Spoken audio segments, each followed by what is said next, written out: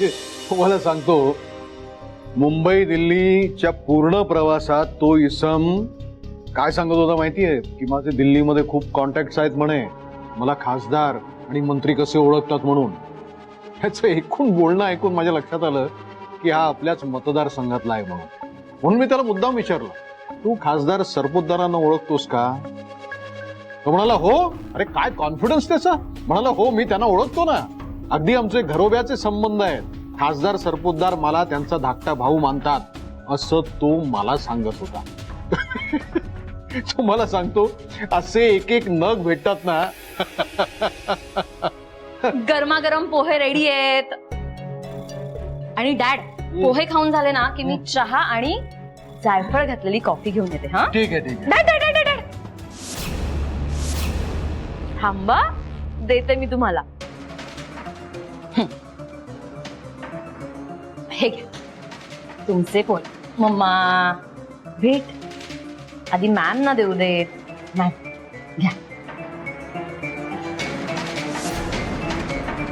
Mamma हे तुमच्यासाठी.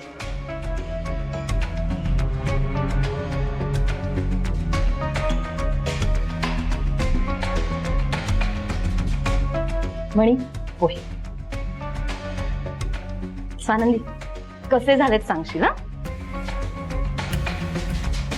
घ्या सुरू करा, नाश्ता घ्या. घ्या. संचिता, हो आज उशीर झाला, उद्यापासनं नाश्ता वेळेत मिळायला हवा. हो डॅड सॉरी. घ्या घ्या.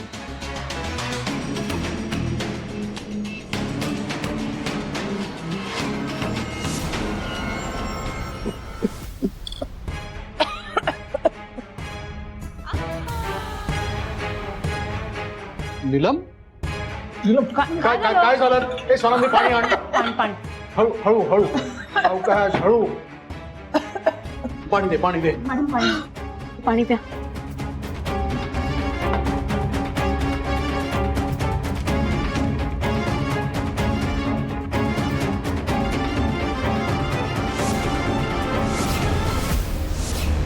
हो बस करा आता. ह्या वयात हे शोभतं का? ती नाटकं करतेय आणि तुम्ही पण तिच्या मागे काय गोंडा घोळवत फिरताय. तिला ठसका लागला, तुम्ही लगेच काय झालं काय झालं काय झालं. काय चालली आहेत नाटकं. शी. शालिनी,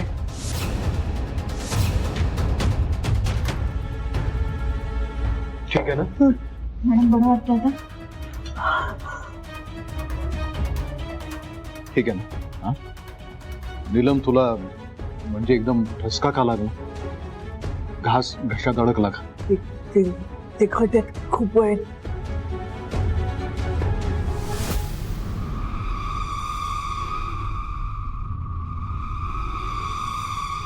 काय झालं डॅड? माझ्याकडे का पाहताय?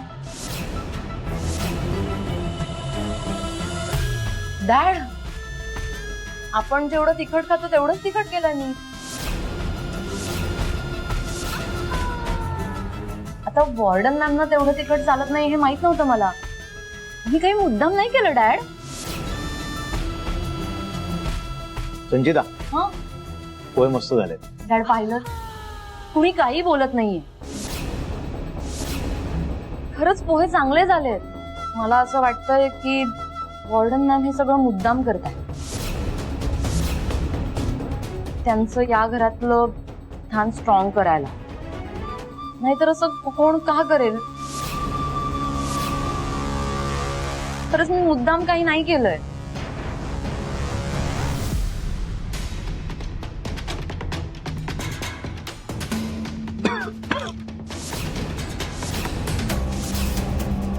पाणी पाणी. खरंच तिकडे पोहे. मी पण खाल्लेत पोहे. तिखट मलाही लागला. मी नाटक करतोय सिंपती मिळवण्यासाठी.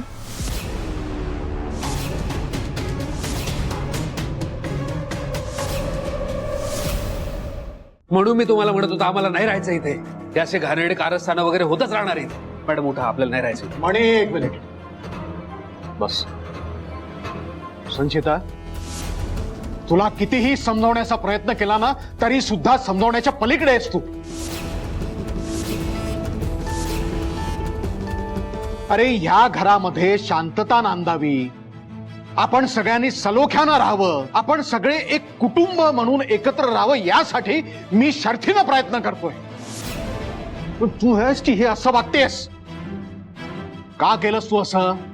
नीलमसाठी हे जे पोहे बनवलेस ते तू तिखट का केलेस? डॅड, मी खरंच सांगते, मी हे मुद्दाम नाही केलेलं.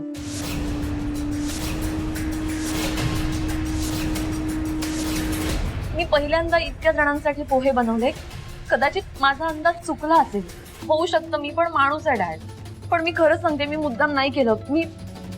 मी हवं तर वॉर्डन मॅमची माफी मागते.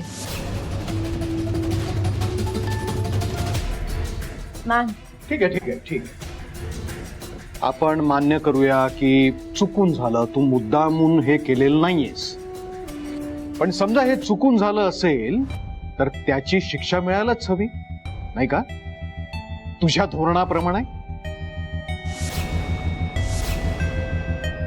स्वानंदीला तुम्ही दोघी जसं तिच्या चुकीची शिक्षा देत होतात ना, तर तोच रूल आता तुझ्या बाबतीतही लागू पडणार आहे.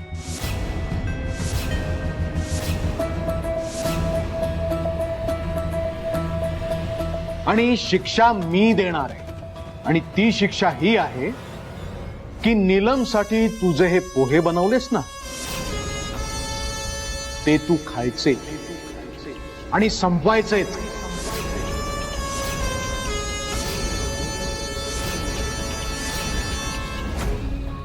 घे घे घे घे घे घे डॅड प्लीज. घे घे डॅड प्लीज. घे, संपव.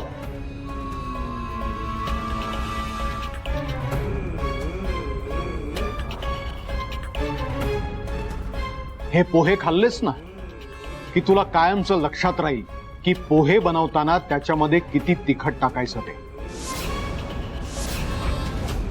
आणि ह्याच्या पुढे तू कोणालाही असे तिखट पोहे बनवून देणार नाहीस. खा खा. साहेब, अहो कशाला? राहू द्या, ते पोहे खूप तिखट झालेत, त्यांना खूप त्रास होईल. हो बरोबर आहे, माझी काही तक्रार नाही. उगाच तिला कशाला खायला लावताय? उगाच नाहीये नीलम, हे पोहे खाल्ल्यानंतर तिला आयुष्यभर लक्षात राहील. हा तिच्यासाठी एक धडा आहे. असून दे. संचिता, हा.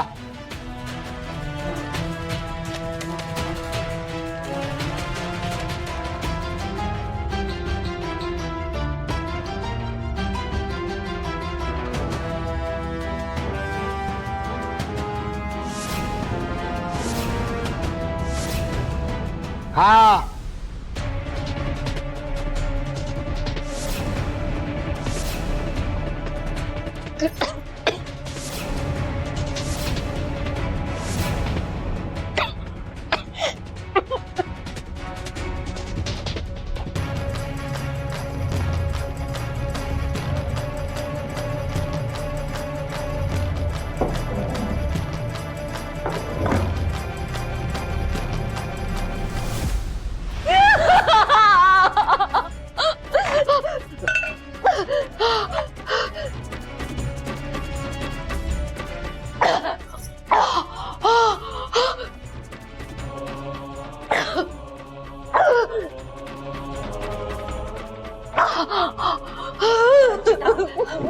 हे मध खा, तोंडाची जळजळ जरा कमी होईल.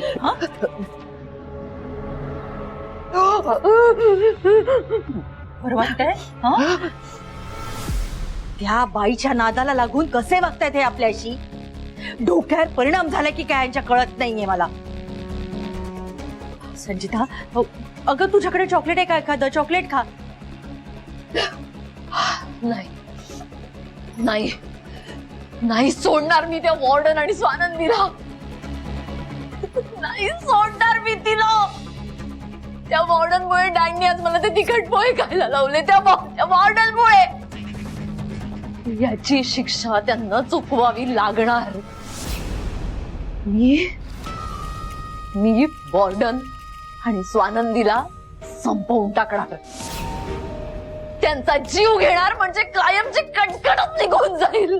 काय बोलतेस तुझं तुला तरी कळतंय का? कळतंय मला. आणि आय मीन व्हॉट आय से. ते तिघे घरात आल्यापासून तुमचा, माझा, सुजितचा फक्त अपमान करतायत डॅड.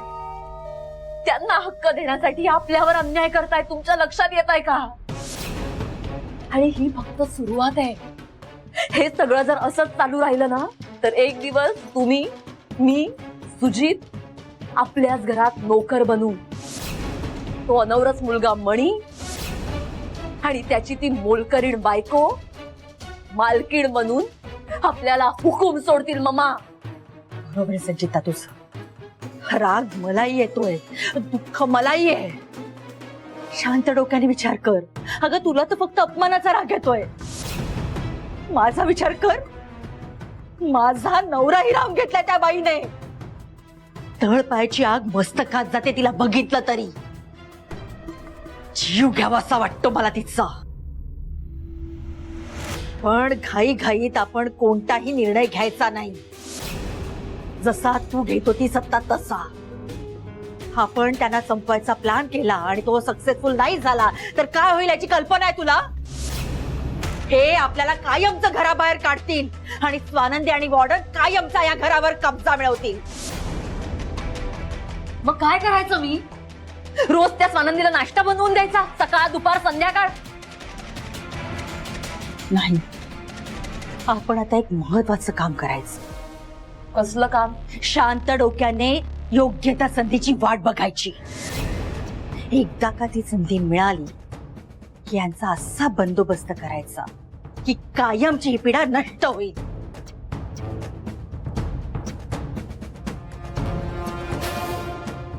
संचिता शांत हो जरा.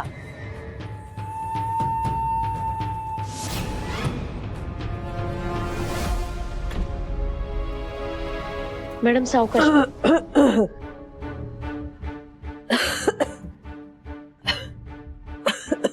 मॅडम खूप त्रास होतोय का? जळजळ होतीये का? मी पाणी देते.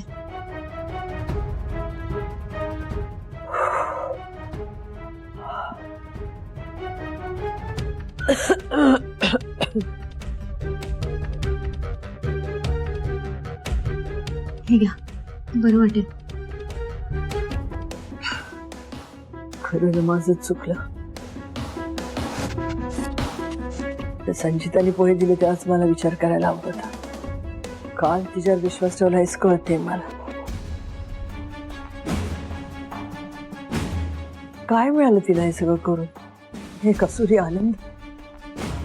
म्हणून मी म्हणत होते की मला नाही यायचं इथे, मला नाही राहायचं इथे. कोणी माझा स्वीकार करणार नाही. मला नाही राहायचं इथे. मॅडम तुम्ही आता कसलाही विचार करू नका.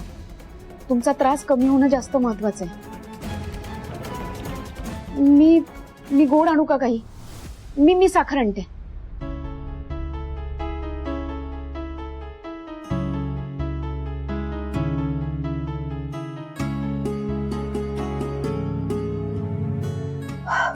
मॅडम हे थंड दूध घ्या. भरपूर साखर टाकली आणि आराम मिळेल. नाही म्हणे आता मला काहीच प्यायची इच्छा नाही रे. खरंच नको. मॅडम हे औषध म्हणून घ्यायचंय तुम्हाला. घ्या बघू. अरे नको म्हटलं ना मी म्हणतोय ना, तुम्ही घ्या. माझ्यासाठी घ्या प्लीज.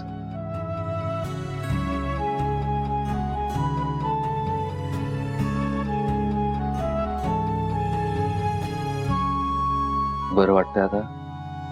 खूप तिखट लागल्यानंतर हे असं थंड दूध पिणं हा इलाज आहे. जुना इलाज आहे पण तात्पुरता आहे. खूप तिखट खाल्ल्यानंतर ते पचण्यासाठी डॉक्टरांकडे जायला हवं. आपण जाऊया चला. आणि डॉक्टरांना काय सांगायचं? पोहे खाल्ले, तिखट लागलं आणि जळजळते आणि म्हणून औषध द्या. काय हो वेडायस का तू? अरे मी दूध पितीये ना आता, बरं वाटेल मला. आणि कशाला एवढी काळजी करतोयस? एवढ्या वर्षापासून मी स्वतःला सांभाळलंय ना. आता ही जळजळ आणि हे पचन हे पण सांभाळेल. नको एवढी काळजी करूस. मॅडम तुम्ही आता स्वानंदीशी जे बोलत होता ते मी ऐकलंय आणि ते अगदी बरोबर आहे. मी रागाच्या भरात तुम्हाला इथे घेऊन आलो, ही माझी खूप मोठी चूक आहे. तुम्ही इथे आलाय म्हणून इथल्या लोकांना अजिबात आवडलेलं नाहीये. प्रचंड त्रास झालाय त्यांना. आणि अशी परिस्थिती असताना मी तुम्हाला इथे राहू देणार नाही. मलाच काहीतरी करावं लागेल. म्हणी म्हणी ऐक ऐक ना.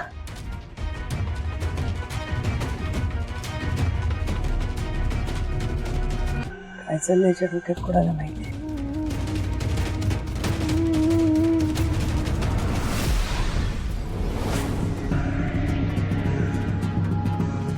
आम्ही हे घर सोडून जातोय. काय? स्पष्ट मराठीत सांगितलं, आम्ही हे घर सोडून जातोय. अरे काय बोलतोयस तू? हे काय झालंय काय नक्की? काय झालं? जे झालं ते तुमच्या डोळ्यासमोर झालं, तरी सुद्धा विचारताय काय झालं? राजकारणाला तुमच्याकडून शिकावं. काही झालं तरी तो मी नव्हेच, बरोबर ना? तू जरा शांत हो. खूप चिडलायस. आपण बोलूया ना. मी बोलायला आलोच नाहीये, मी सांगायला आलोय. मी माझ्या बायकोला आणि माझ्या आईला घेऊन निघून जातोय. त्या दोघांच्या जीवाला धोका आहे या घरात. हे बघ म्हणी, असं काहीही नाहीये. अरे जे काही घडलं नाही, अगदी छोटीशी घटना आहे. छोटीशी? ती तुमच्यासाठी छोटीशी असेल, माझ्यासाठी नाही. माझ्या आईला त्यामुळे काय त्रास झालाय, इनफॅक्ट होतोय, हे मी आता बघून आलो. काय म्हणाला होता तुम्ही? एकत्र गुन्हा गोविंदाने या घरात राहू. माझ्या आईला हक्क मिळवून देणार होता ना तुम्ही? हो, हक्क लांबची गोष्ट साहेब. माणुसकीची चांगली वागणूक सुद्धा मिळत नाही या घरात. तुमची सून तुमच्या डोळ्यासमोर माझ्या आईला तिखट पोहे खाऊ घालू शकते, तर तुमच्या माघारी त्यांच्या जीवावर हल्ला सुद्धा करू शकते ती. आणि साहेब, माझी आई, माझी बायको आणि तिच्या पोटात असलेलं बाळ या घरात सुरक्षित नाहीये. तुम्ही कितीही प्रयत्न केला साहेब, तरी सुद्धा शालिनी मॅडम, सुजित, संचिता आम्हाला कुटुंबीय म्हणून स्वीकारणार नाही. म्हणे हे बघ, तू टोकाचं बोलतोयस. मी म्हणालो ना थोडा वेळ दे. आता तुम्ही जसं मला वेळ दिलाय तसं घरातल्या इतरांना सुद्धा वेळ द्या. अरे हे एवढं मोठं सत्य एका दिवसात कसं स्वीकारतील ते? दिला होता वेळ. स्वानंदीला एक व्यक्ती म्हणून, माणूस म्हणून स्वीकारायला वेळ दिला होता. पण त्याच्या बदल्यात काय मिळालं? स्वानंदीला अत्याचार आणि त्रासच भोगावा लागलाय. जे स्वानंदीने भोगलंय ते मी माझ्या आईला भोगू देणार नाही. आणि तुम्ही कितीही प्रयत्न केला ना, तरी तुमचे कुटुंबीय आम्हाला कुटुंबीय म्हणून स्वीकारणार नाहीये. आणि मी हे समोर दिसत असताना सुद्धा इथे राहिलो तर माझ्यासारखा मूर्ख मीच. आम्ही इथे राहणार नाही. हे बघ, तू टोकाचा निर्णय घेतोयस. त्या दोघींना घेऊन तू कुठे जाणार आहेस? कुठेही जाईल, आम्ही आमचं बघू. त्याची काळजी तुम्ही नका करू. मी इथे फक्त माझ्या आईला हक्क मिळवून द्यायला आलो होतो. आणि माझ्या आता लक्षात येत आहे की तुम्ही दिलेला शब्द पूर्ण करू शकणार नाही आहात. कारण तो शब्द पूर्ण करायला तुम्हाला घरच्यांची संमती लागेल, जी तुम्हाला मिळणार नाहीये. उलट जितके दिवस आम्ही इथे राहू तितके दिवस वॉर्डन मॅडमला स्वानंदीच्या जीवाला धोका आहे. आणि समजा तुम्ही तुमचं नाव आम्हाला दिलं तर ते नाव वॉर्डन मॅडमला, स्वानंदीला सुरक्षित ठेवणार आहे? याची गॅरंटी देऊ शकता तुम्ही? नाही देऊ शकत. आणि आम्हाला आमचा हक्क मिळवून देण्यासाठी तुम्ही काय केलं? कुठली पावलं उचलली आहेत आतापर्यंत? नाही, कुठलीच नाही उचलली. तुम्ही असंच आम्हाला झुलवत ठेवणार आहात. एक मुरलेले राजकारणी आहात ना तुम्ही. अरे काय बोलतोयस तू हे? हो, मी हे बोलतोय कारण परिस्थिती तशी आली आहे. मी फक्त एवढंच सांगायला आलो होतो, मी, वॉर्डन मॅडम आणि स्वानंदी आम्ही तिघही हे घर सोडून जातोय. हे बघ म्हणे तुम्ही कुठेही जाऊ नका. माझं ऐक. हे बघ, मला मान्य आहे की संचिता जे काही वागली ते अत्यंत चुकीचं आहे. पण मी तुला विश्वास देतो की ह्याच्या पुढे संचिता असं काहीही वागणार नाही. ह्याची व्यवस्था मी करेन. तुमच्या जीवाला कुठलाही धोका नसेल.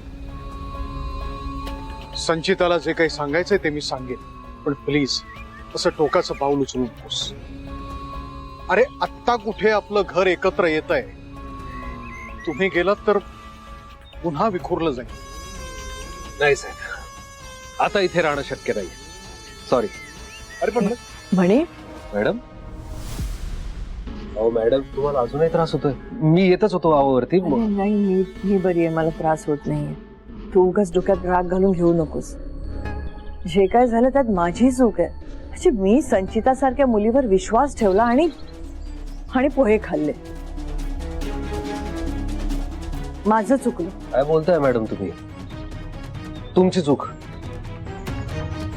म्हणजे ती इनोसंट आहे. तिची बाजू घेता तुम्ही. नाही म्हणे, मी कुणाचीही बाजू घेत नाही. जे या संभाव्य धोक्याची कल्पना असून सुद्धा मी त्याच्याकडे दुर्लक्ष केलं. माझं चुकलं ना. मी तिच्यावर विश्वास ठेवला. आणि हे जर का म्हणतात की ते आपल्याला आपला हक्क देणार आहे, मग आपण त्यांना थोडा वेळ द्यायला हवा ना म्हणे. अहो मॅडम, हे नाही म्हणे. समजा त्यांनी त्यांचा शब्द नाही पाळला तर आपल्याकडे भरपूर पर्याय आहेत ना.